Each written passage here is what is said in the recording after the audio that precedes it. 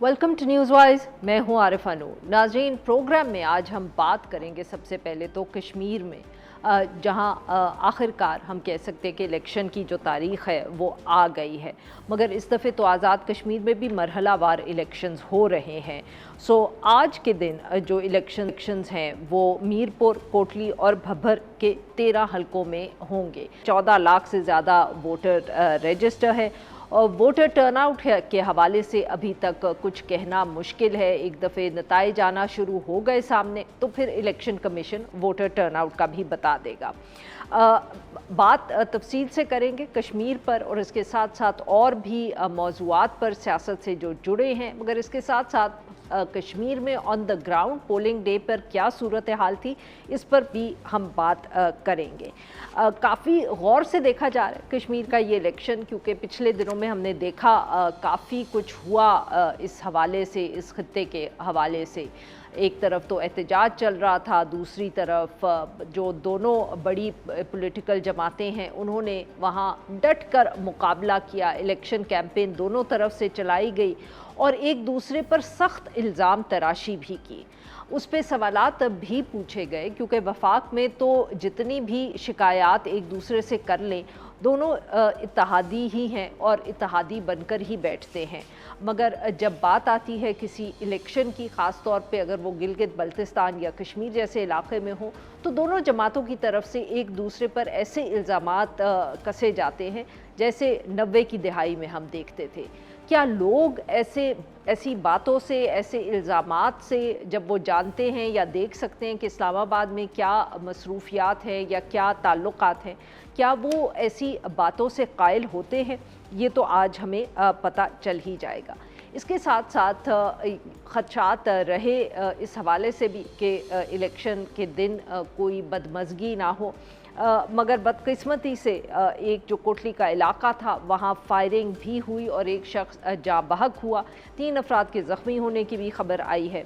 Pakistan peoples party ने यह दावा किया है कि उनका ही वर्कर जो था वो इस फायरिंग में हलाक हुआ है और उन्होंने ये भी इल्ज़ाम लगाया है कि ये मुस्लिम लीग नवाज़ की तरफ से फायरिंग की गई है। उन्होंने इलेक्शन कमीशन और मुतल्लिका हुक्काम से भी सवाल पूछा कि वो कहाँ है। दूसरी तरफ पाकिस्तान मुस्लिम लीग नवाज़ ने भी माना कि वहाँ ऐसा एक वाक़या तो हुआ, मगर उनके राना सनाउल्लाह साहब ने ये कहा कि ऐसा कोई बड़ा वाक़या नहीं हुआ और मजमूई तौर पर जो कश्मीर है उसमें वोटिंग के हवाले से इंतज़ामात अच्छे रहे हैं। ये जो इल्ज़ाम तराशी दोनों तरफ से होती रही, तो ये पाकिस्तान पीपल्स पार्टी पे PMLN ने जो तनकीद की तो वो काम के हवाले से थी कि सिंध की सूरत हाल देख लें, क्या लोग चाहते हैं कि वही सूरत हाल कश्मीर में हो। अब पाकिस्तान पीपल्स पार्टी ने ऑब्वियसली और भी बातें की, इसके अलावा गवर्नेंस के अलावा ख़ास तौर पे पिछले दिनों में हमने देखा कि जब मरियम नवाज़ साहिबा वहाँ गईं तो कुछ लोगों ने ये भी एतराज़ उठाया कि इलेक्शन कोड के मुताबिक कोई गवर्नमेंट की जो कोई पोजीशन होल्ड करता है उनको इस तरह के इलेक्शन कैंपेन्स में हिस्सा नहीं लेना चाहिए। इस हवाले से पाकिस्तान पीपल्स पार्टी ने आज भी प्रेस कॉन्फ्रेंस की, जहां सवाल उठाए गए कि किस तरह मरियम नवाज़ साहिबा ने न सिर्फ वहां कैंपेन की बल्कि बसें भी गिफ्ट की कश्मीरियों को। उसके अलावा पंजाब की तरफ से मोबाइल हेल्थ यूनिट्स का भी ऐलान किया गया, और ये कि इलेक्शन कमीशन क्यों ऐसी चीज़ों पर एतराज़ नहीं कर रही। तो एक तरफ तो ये सूरत हाल है, इस पर भी बात करेंगे। दूसरी तरफ हम ये भी देख रहे हैं कि पाकिस्तान तहरीक इंसाफ, जिसने कश्मीर के इलेक्शन का तो बॉयकॉट किया, मगर साथ में ये भी देखने को मिला कि जहाँ तक खैबर पख्तूनख्वा का ताल्लुक़ है तो वहाँ अब अलीमा ख़ान साहिबा सामने आई हैं। पहले अली अमीन गंडापुर साहब को देखा, जुनेद अकबर साहब को देखा, सुहेल आफरीदी साहब को देखा, सब ने एक पब्लिक कैंपेन चलाने की कोशिश की इमरान खान साहब की आज़ादी के हवाले से, मगर कोई भी कामयाब नहीं रहा। अब लगता है कि जमात जो है वो थक हार चुकी है, मगर अलीमा ख़ान साहिबा, इमरान खान साहब की बहन, वो अब भी जो है उनको शायद कोई उम्मीद है या उनमें एनर्जी है, वो आजकल खैबर पख्तूनख्वा में इस हवाले से कैंपेन कर रही हैं। क्या ये जमात भी अब मौरूसियत पर ही चलेगी, इस पर भी बात करेंगे। और आखिर में हम जिक्र करेंगे शहबाज शरीफ साहब का। उनकी भी बहुत अरसे के बाद अब एंट्री हुई है। मगर इन सब इशू से पहले हम बात करेंगे विद जर्नलिस्ट जो ऑन द ग्राउंड मौजूद हैं। मुदस्सर इकबाल साहब सहाफ़ी हैं, एंकर पर्सन हैं, 365 से वाबस्ता हैं, कोटली से हमें ज्वाइन करें। Welcome to the show Mudassar sahab. जी मुदस्सर साहब, बताइएगा कि आज सारा दिन क्या सूरत हाल रही, वोटर टर्नआउट के हवाले से, पोलिंग के हवाले से क्या आपने देखा? बहुत शुक्रिया मिस आरफा। और आज जो तवक्को और उम्मीद की जा रही थी मीरपुर डिवीजन के तीनों अजला की, मैं कोटली में मौजूद हूँ लेकिन मुसलसल हम भिंबर और जो मीरपुर है उसके अपनी टीम के साथ कनेक्ट थे। वो जो तवक्को थी कि शायद टर्नआउट बहुत ज्यादा होगा, वैसा नहीं हुआ। और लेकिन जो दूसरी जानिब तवक्को थी कि शायद कश्मीर के इलेक्शन का बायकॉट हो जाएगा, सूरत हाल वैसी भी नहीं थी। मिला जुला सा एक रद्द अमल था। कुछ इलाकों में बहुत अच्छा टर्नआउट हुआ, स्पेशली जिसे हम कहते हैं कि देही इलाके हैं, उनमें टर्नआउट खासा बेहतर नजर आया है। ऑलमोस्ट एक पोलिंग स्टेशन पर पहुंचे तो वहाँ कोई टोटल वोट जो है वो 850 थे, तो तकरीबन अब तक वो 450 के करीब वोट पोल भी हो चुका था। इसी तरह से कुछ शहरी जो इलाके हैं, स्पेशली मैं जब सिटी में हम लोग पहुंचे हैं, कोटली सिटी में, तो वहाँ टर्नआउट वैसा नहीं था जो माजी में उस तरह से सिचुएशन वो नजर आई है। तो अब ओवरऑल जो है वो सूरत हाल ऐसी है कि पाकिस्तान पीपल्स पार्टी का भी जोर है, पाकिस्तान मुस्लिम नून का भी जोर है, लेकिन जो अभी आपके इब्तदाइये में मैंने सुना, अब वो जो गहमा गहमी होनी चाहिए थी और वो जो दावे दोनों सियासी जमातों की जानिब से थे, वो शायद उस तरह से रिस्पॉन्स दोनों को कश्मीर के इलेक्शन में नहीं है। मुदस्सिर साहब ये बताइएगा, माफ़ करिएगा आपकी बात यहाँ काट रही हूँ, कि लोगों का आपने सारा दिन देखा भी है, लोगों से भी बात की हुई, कुछ आपको नज़र आ रहा है या कुछ रुझान नज़र आ रहा है आपको, या लोगों की बातों से पता चल रहा है कि कौन शायद इन इलेक्शंस में will come out on top, ज़्यादा वो सीट्स लेके हुकूमत बना सकें? कोई ऐसा रुझान सामने आया? अच्छा, बेसिकली तो आप जानती हैं कि 13 नशिस्तें हैं इब्तदाई तौर पर, अब अगले 2 मरहले होने हैं, उन मरहलों के बाद चीजें ज्यादा क्लियर होंगी। लेकिन जो कोटली जिस एरिया में मैं मौजूद हूँ, इसकी जो 6 हल्के हैं उनमें कोटली शहर पाकिस्तान पीपल्स पार्टी मजबूत है, एक और हल्का है वहां पर भी पाकिस्तान पीपल्स पार्टी कदरे मजबूत है, लेकिन बाकी कुछ हल्कों में मुकाबला है कि पाकिस्तान मुस्लिम नून बड़े जबरदस्त कैंपेन उनकी भी है, वो भी अपने हल्के और अपनी चीजें मजबूत किए हुए। लेकिन जो आपने इब्तदा में बात की, मैं उस पर कॉमेंट वहाँ करना चाहूंगा कि लोगों ने जो लीडरशिप है, चाहे वो पीपल्स पार्टी की हो, मुस्लिम नून की हो या इस्तेहकाम पार्टी की, वो जो दावे और वादे हैं उसके बरक्स यहाँ पर बरादरी का वोट, यहाँ पर धड़ेबंदी का वोट, वो जो वोट पोल हुआ है उसमें ज्यादा असर उसका है, ना कि सियासी जमातों के उस तरह से मंशूर का, ना इनके सियासी जमातों के वो दावों का, वो बड़े जलसों का, वो जो तकरीरों का, जो इब्तदा में आपने कहा कि दोनों सियासी जमातें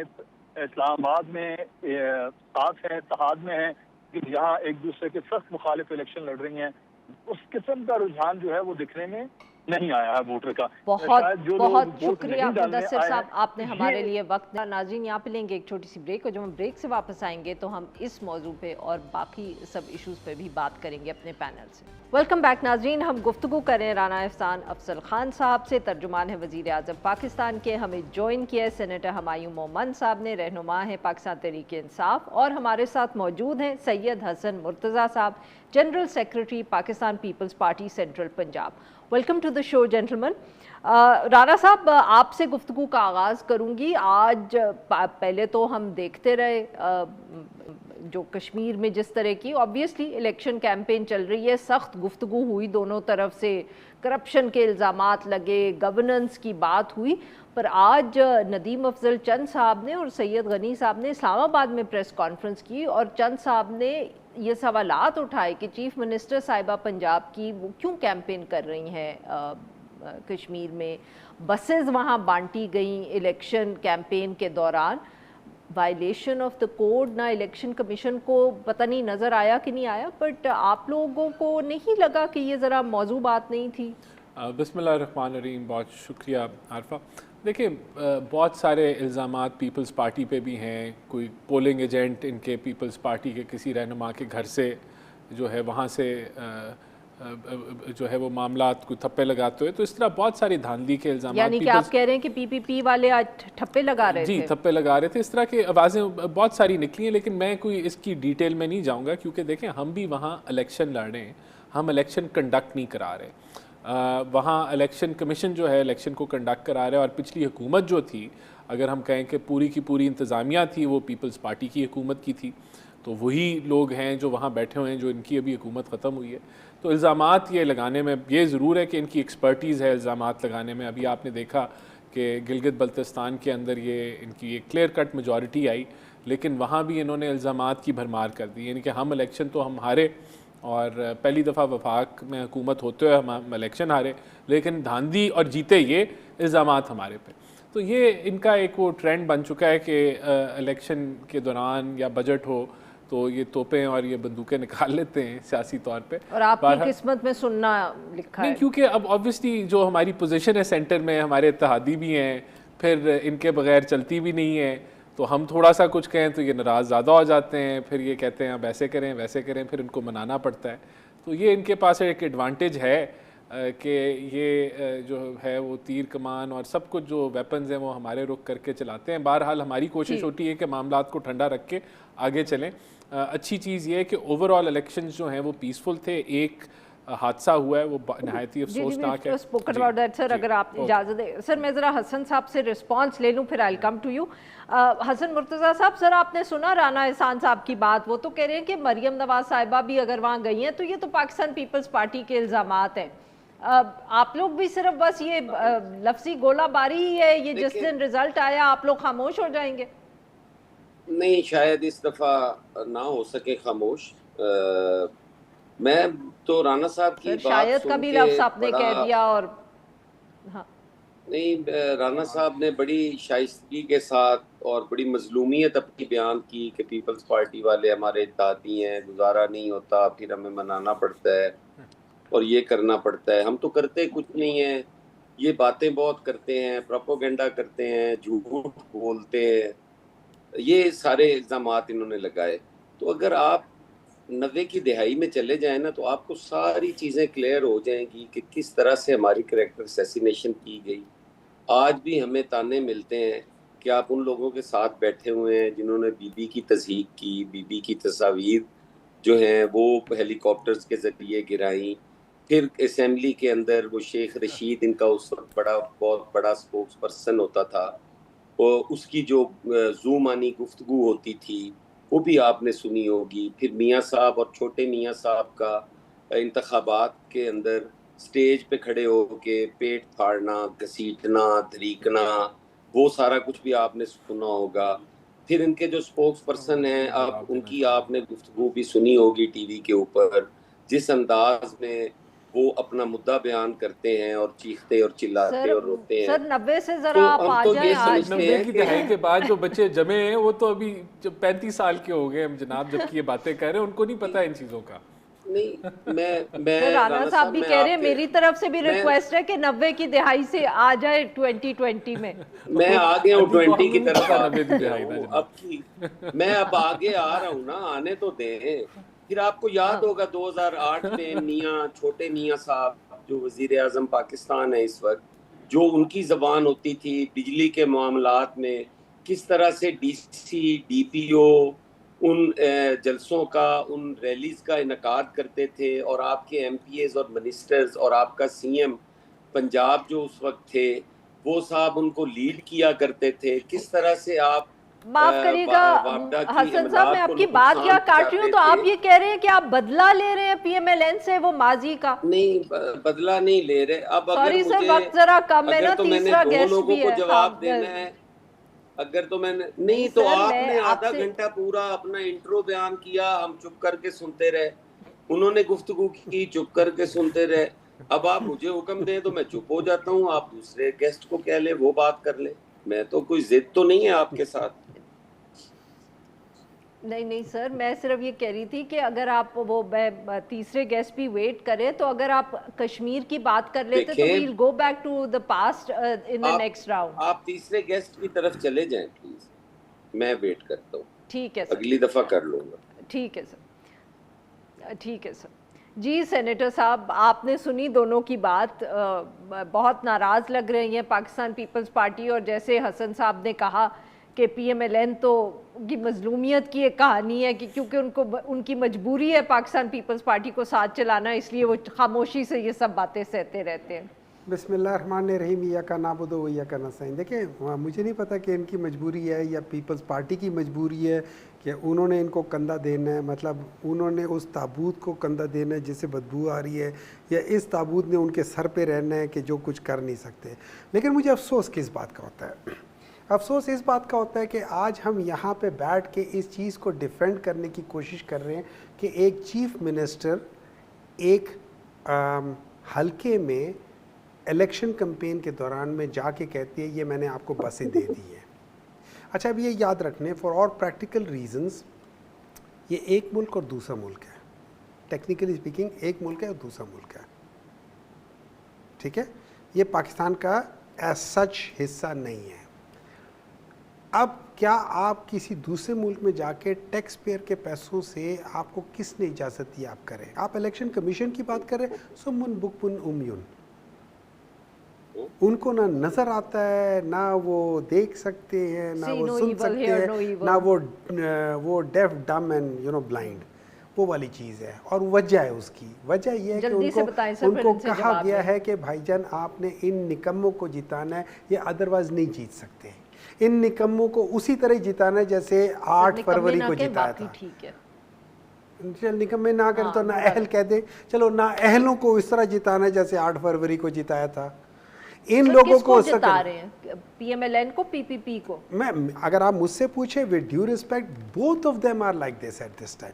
देखिए, एक बात याद रखें, 99 की दिहाई की बात की थी ना, 1985 में 1985 से आप देख ले, पाकिस्तान अपने रीजन में आहिस्ता आहिस्ता सबसे पीछे जाना शुरू किया because of these two government, जो एक के बाद दूसरा, एक के बाद दूसरा, हर एक के बाद दूसरा, तो 3 और 3 6 बारियों में आए, ठीक है? ठीक है। 2018 के बाद दरमियान का वक्फा छोड़ के अब ले आते, पिछले 4 साल से 5वां बजट हो गया। ये दोनों मिल कर आए हुए हैं, मिल के हर बजट पास करते, मिल के हर जो कॉन्स्टिट्यूशनल अमेंडमेंट है पास करते, मिलके हर लॉ पास करते, मिलके हर डिसीजन लेते। आप इन 4 सालों में देख ले, पाकिस्तान जहां था उससे 10 से 20 साल पीछे चला गया है। और सबसे बड़ी बात यह कि क्रेडिबिलिटी इस इलेक्शन की ज़ीरो है। क्यों? मैं आपको बताता हूँ, 1975 में सर मुझे ब्रेक लेनी है अब, सॉरी, माफ़ करिएगा सर। जी नाज़रीन, यहाँ पे लेते हैं एक छोटी सी ब्रेक। वेलकम बैक नाज़रीन, हम गुफ्तगू कर रहे हैं राना एहसान अफजल ख़ान साहब से, सेनेटर हुमायूं मोमन साहब से और सैयद हसन मुर्तज़ा साहब से। जी राना साहब, आई थिंक हसन मुर्तज़ा साहब तो 90 में की वो बात शुरू की कि आप लोगों ने कितना तंग किया पाकिस्तान पीपल्स पार्टी को। हुमायूं साहब ने भी कहा कि आप लोगों ने तो बारियां लगाई हुई हैं। But sir, coming back, main issue यही है, चीफ मिनिस्टर के जाने की ज़रूरत क्या थी सर? देखिए, बात ये है कि हमने वहाँ कैंपेन की, हमने अपनी डेवलपमेंट की हिस्ट्री बताई, और अगर हमने कोई वहाँ चीज़ें अनाउंस की तो इलेक्शन कमीशन ने उस पर नोटिस लिया और उसने वार्निंग दी, और फिर उसके बाद हमने कोई ऐसी अनाउंसमेंट नहीं की। तो ये तो देखें, अगर किसी से लाइन क्रॉस हो जाती है तो इलेक्शन कमीशन का काम है कि वो उस पर नोटिस ले, और फिर हम बिल्कुल उसके पाबंद हैं।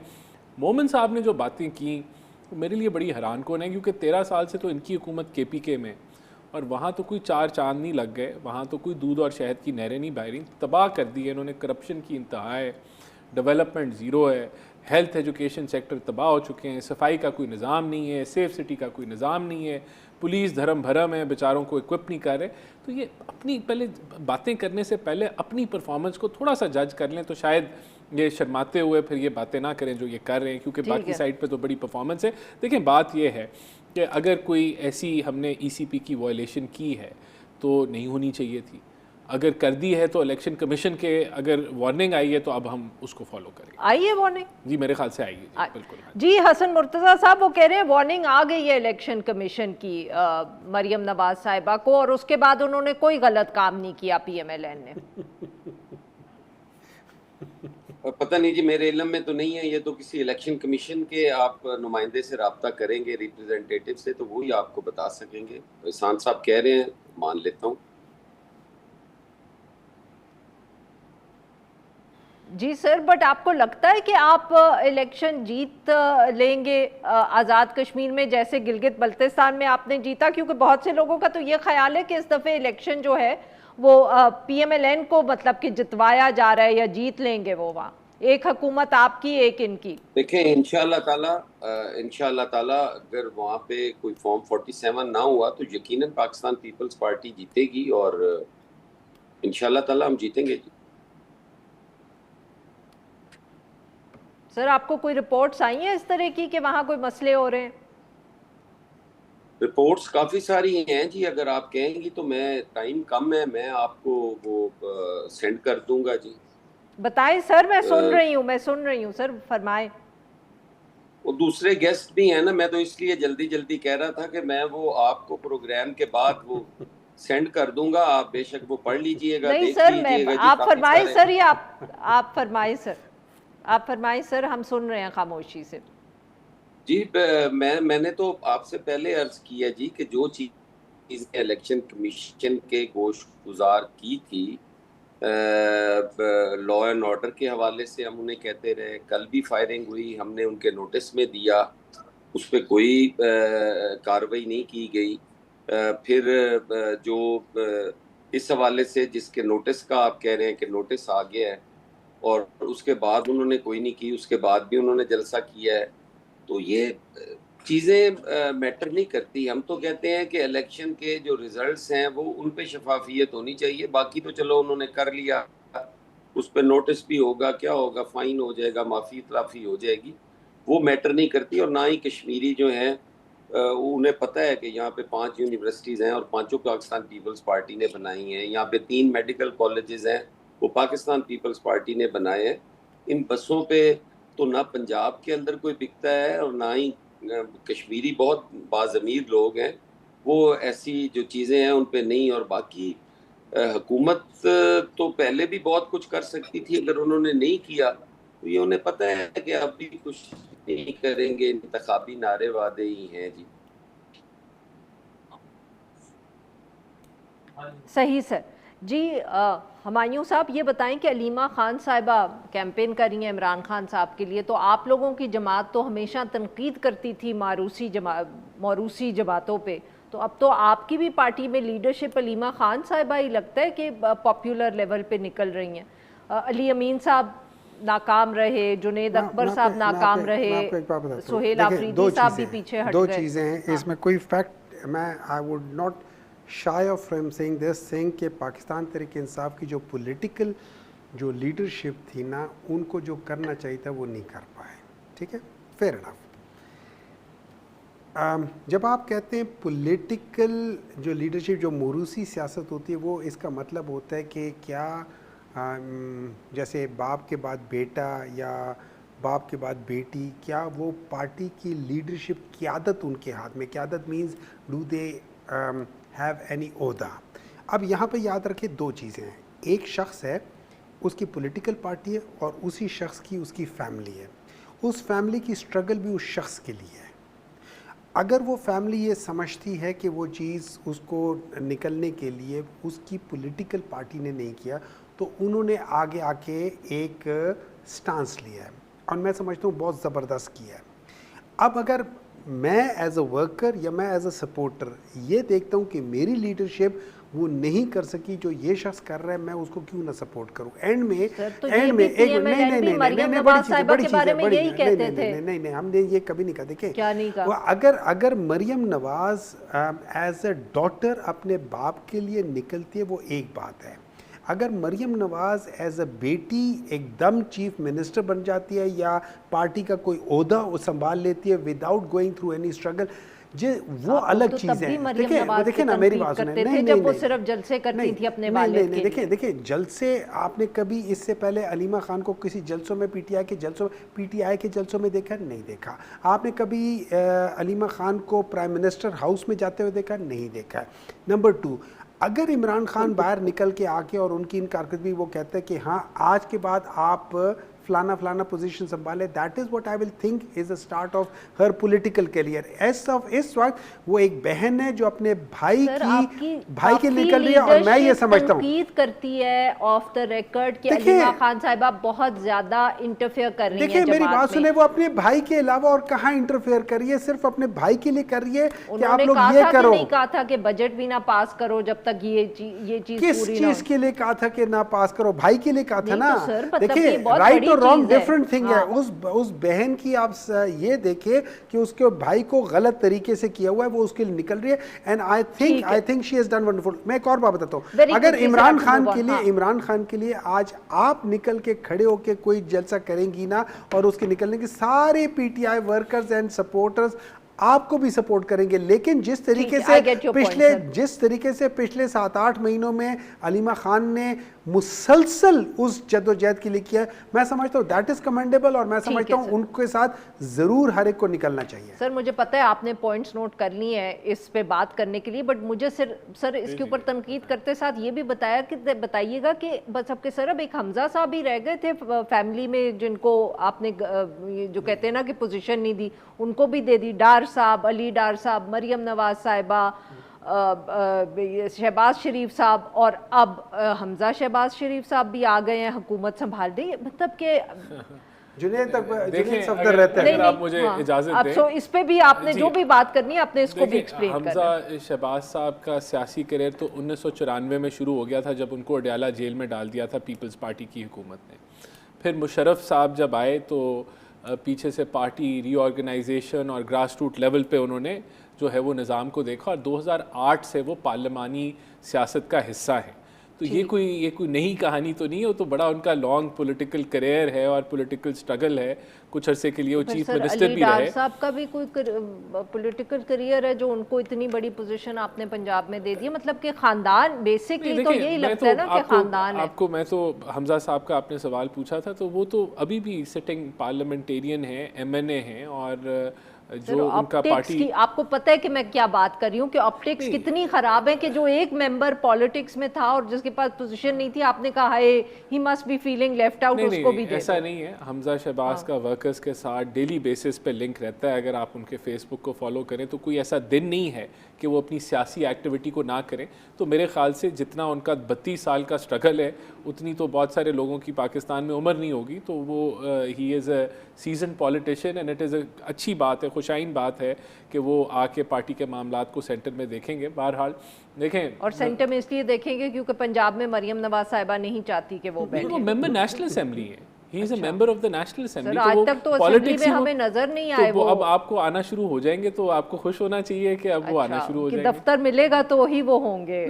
एक्टिव। दफ्तर अगर वो लेना चाहते हैं तो वो शुरू में भी ले लेते, लेकिन मेरे ख्याल से उनके आने से PMLN के अंदर जो एक सियासी एक गैप है वो उसको भी फिल करेंगे, क्योंकि उनका वर्कर्स के साथ हमेशा डायरेक्ट कनेक्शन है। वेलकम बैक नाजरीन, हम गुफ्तगू कर रहे हैं राना एहसान अफजल खान साहब से, सेनेटर हुमायूं मोमन साहब से और सैयद हसन मुर्तज़ा साहब से। हसन साहब, ये आपने सुना जो राना साहब ने बात की कि सबसे पहले हमजा साहब को आप लोगों ने जेल में डाला, वहाँ से उनके करियर की आगाज़ हुई। ये क्रेडिट पीपल्स पार्टी को जाता हाँ, वही तो कह रही हूँ हसन साहब, ये आप लोगों का क्रेडिट है जो आज हमजा साहब जो है वो PM ऑफिस में बैठे। सियासी गिरफ्तारियां या कैदी नहीं बनाती। पीपल्स पार्टी ने कभी भी इस तरह नहीं किया। होगा मेरे इल्म में नहीं है। गलत बोल रहे हैं हमजा साहब के खिलाफ कोई नहीं, मैं नहीं कह रहा वो गलत कह रहे हैं, मैं कह रहा हूँ मेरे इल्म में नहीं है। आप चीजों को क्यों अपने पास से, अपने अल्फाज तो मेरे मुंह में ना डालें। मैं जो कह रहा हूँ मैं वो कह रहा हूँ। जी सर, मैं कह रहा हूँ कि मेरे इल्म में नहीं है। वो गिरफ्तार हुए होंगे, लेकिन पीपल्स पार्टी नहीं, उनके खिलाफ कोई क्रिमिनल इल्जामात होंगे जिसके तहत वो गए होंगे। मैं हमजा के साथ रहा हूँ, अच्छा आदमी है, शरीफ आदमी है। अगर मियाँ फैमिली में कोई आदमी है जो इस काबिल है कि उसकी तारीफ की जाए तो वो हमजा का नाम यकीनन उस पे पहले नंबर पे है। हसन साहब, क्या आप ये कह रहे हैं कि हमजा साहब जो है वो मरियम नवाज साहिबा से ज्यादा काबिल है? पूरी फैमिली का क्या, मियां साहब की फैमिली में नहीं, देखें ये इम्तिहान, ये रिजल्ट तो मैंने नहीं देना, लेकिन मेरी नज़र में हमजा बहुत बेहतर है, इसमें कोई शक नहीं है। मेरा मुकाबला उनसे किसी से नहीं है उनका, मैं तो उनकी शख्सियत के साथ चूंकि काम कर चुका हूं तो मैं उनको जानता हूं, इसलिए मैं ये समझता हूं कि हमजा बेहतर आदमी है। आपका किस सेंस में सर वो आपको बेहतर लगते हैं, कि क्या मतलब कि उनकी समझ सियासत के हवाले से ज़्यादा है, या जिस तरह वो लोगों को डील करते हैं वो बेहतर है? बहैसियत इंसान वो बेहतर आदमी है। मैं उनकी कैबिनेट में रहा हूँ, उनके साथ काम करने का मौका मिला है, इज्जत करने वाला आदमी है। बाकी अब बेहतरी ना बेहतरी तो वो तो उनका खानदान ही जान सकता है ना, कि उनमें कोई कमी है कोई बेशी है। मैंने तो जो बज़ाहिर उनके साथ टाइम गुजारा है वो बहैसियत इंसान अच्छे आदमी है। बट सर आपको लगता है कि अगर पंजाब में बिलावल भुट्टो जरदारी साहब सामने आए और ज़रा ज़्यादा अग्रेसिवली कैंपेन करें तो वो वहाँ स्पेस बना पाएंगे हमजा साहब और मरियम नवाज साहिबा के सामने? क्योंकि अब ऑब्वियसली सियासत तो इन्होंने ही करनी है ना, मियाँ साहब ने या जरदारी साहब ने तो नहीं करनी। देखिए, ये तो पीएमएलएन बेहतर बता सकती है ना जी, कि वो स्पेस बना पाएंगे नहीं बना पाएंगे। मैं तो अपने लीडर का, अपनी पार्टी को रिप्रेजेंट कर रहा हूँ, मैं तो उन्हीं का बता सकता हूँ। दूसरों के बारे मैं तो में उन्हीं का पूछ रही हूँ सर, यकीनन मैं अब बिलावल साहब का ही बनाएंगे, पूछ रही थी सर। हमारी स्पेस मौजूद है। देखिए, स्पेस अब भी पाकिस्तान पीपल्स पार्टी की मौजूद है, लेकिन बेशक हमारी सीटें कम हैं, लेकिन हमारा वजूद तो है पीपल्स पार्टी का, पंजाब असेंबली के अंदर भी, पंजाब के अंदर भी। तो ये चैलेंज तो मेरे ख्याल है पीएमएलएन को है कि सिंध में उनका असेंबली के अंदर वजूद नहीं है। ये तो उनके लिए इशू है। हमारी तो सीटें चलो कम होंगी, हो सकता है कल को ज्यादा भी हो जाए, तो ये तो उनको होगा जिनका वजूद नहीं है। हमारा तो पंजाब के अंदर वजूद भी मौजूद है और इंशाअल्लाह ताला हम बेहतर भी करेंगे उसको मजीद। बिल्कुल सही जी। सेनेटर साहब, अब last way sort of running into the last 6 minutes, तो 2-2 मिनट सर बताएं कि कुछ इमरान खान साहब के लिए आप कामयाबी से कुछ कर पड़ेंगे, या जैसे आप लोगों की सियासत चल रही है वैसे ही चलती रहेगी विद नो? सबसे पहले जो अभी राणा साहब ने कहा है, तो उससे 35 साल की इन्होंने क्या स्ट्रगल उनकी है, इसका मतलब है उन्होंने जब वो 16 साल के थे तो उन्होंने पॉलिटिक्स स्टार्ट की थी। 19 साल की उम्र में गिरफ्तार हुए थे वो 6 महीने के लिए, जो भी है ना उसमें, तो 35 के लिहाज से मैं तो जो इन्होंने कहा उस लिहाज से कहा, ठीक है। अभी 51 के सितंबर में 52 के हो जाएंगे, तो उन्होंने उस लिहाज से किया हुआ है। नंबर 2, मुझे अफसोस इस बात का है कि बेचारे जो उनका बेटा मरियम साहब को, उनको कोई सीट नहीं मिली। वो बेचारा बहुत, मुझे दुख हो रहा है, आंसू नहीं आ रहे लेकिन दुख हो रहा है। मेरे ख्याल में इनको चाहिए कि उनको भी नॉमिनेट कर दे, पंजाब में कहीं बिठा दे, अच्छी बात होगी, क्योंकि फैमिली को मिस नहीं करना चाहिए। सारी फैमिली इकट्ठी होगी तो वो चीज़ होगी। बात आ जाती है, आपने जो मुझसे सवाल पूछा है कि क्या इमरान खान के लिए, देखिए इस वक्त मैं ये समझता हूँ this is a very right time कि पाकिस्तान तहरीक इंसाफ एक जॉइंट एफर्ट करे ऑफ एहतजाज का, पीसफुल एहतजाज, और मेरे ख्याल में मार्च करे। ऑलरेडी इस वक्त गवर्नमेंट के ऊपर बहुत प्रेशर है। किस चीज़ का सर प्रेशर है? कितने तुसी नज़र आ रहे हैं? एक मैं बताता हूँ प्रेशर क्या है। वेरी क्विकली सर, वक्त कम है। प्रेशर क्या है? They have totally failed to deliver anything. आप इस वक्त किसानों को देख लें वो क्या कह रहे हैं, आज इस वक्त पेट्रोल की प्राइसेस को देख लें वो क्या हो रही है। पूरे रीजन में सिवाय पाकिस्तान के कहीं पेट्रोल नहीं भरा। ठीक।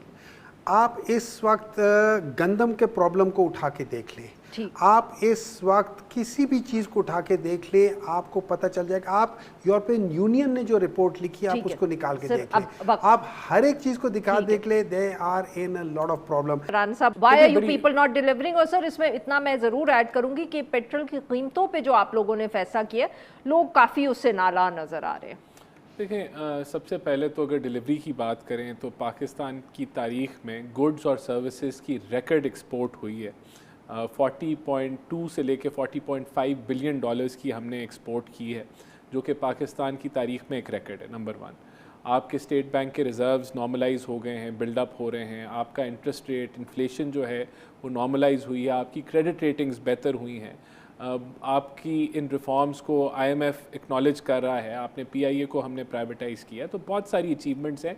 हाँ, पाकिस्तान में बहुत मसाइल हैं माशी तौर पे, बहुत लंबा सफ़र है और बहुत आगे मज़ीद रिफॉर्म्स की ज़रूरत है जिसके ऊपर हम चल रहे हैं। जहाँ तक पेट्रोल की बात है, देखें ये हमने कोई अनोखा काम नहीं किया।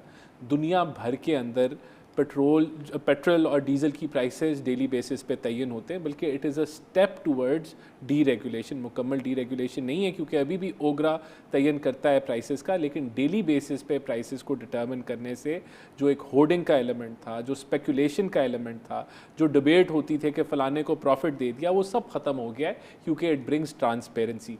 मुश्किल चीज़ क्या है कि ये वो ट्रांजिशन है, ये वो मुश्किल टाइम है कि कीमतें डेली फ्लक्चुएट कर रही हैं, लेकिन लॉन्ग टर्म में जब नॉर्मलाइज होंगी तो कंज्यूमर को इसका बेनिफिट मिलेगा। तो मैं समझता हूँ कि ये इसकी अंडरस्टैंडिंग, इसको देखें। और जो लेवी की भी बात करते हैं ना कि हमने लेवी बहुत ज़्यादा लगा दिया है, जितनी भी ऑयल इंपोर्टिंग कंट्रीज़ हैं जो ऑयल ख़ुद नहीं बनाती, इंपोर्ट करती हैं, उन पे टैक्सेस 30 से 50% के दरमियान में है। इसी रेंज में पाकिस्तान की टैक्सेशन है। तो हमारा जो लेवी का रेट है या हमारा जो टैक्सेशन का रेट है कुल मिला के जो पेट्रोलियम प्रोडक्ट्स पे है, वो कोई अनोखा नहीं है। हमारे से बेहतर मईशतें और हमारे से बदतर मईशतें जो इंपोर्ट करती हैं तेल, 30 से 50% टैक्स चार्ज कर रही हैं पेट्रोलियम प्रोडक्ट्स पे। तो ये जो डिबेट है ना, लेवी बहुत ज़्यादा है, ये लेवी सियासतदान जेबों में लेके नहीं जा रहे, इससे बजट बना है। इस बजट से आपकी सूद की पेमेंट, आपकी डिफेंस, एजुकेशन, हेल्थ, सब कुछ उसी के अंदर ये जा रहा है, वो भी आवाम की फलाह के लिए इस्तेमाल हो रहा है। बहुत बहुत शुक्रिया हमारे मेहमानों का, उन्होंने हमारे लिए वक्त निकाला। नाज़रीन के लिए बस इतना ही। We'll be back tomorrow at the same time.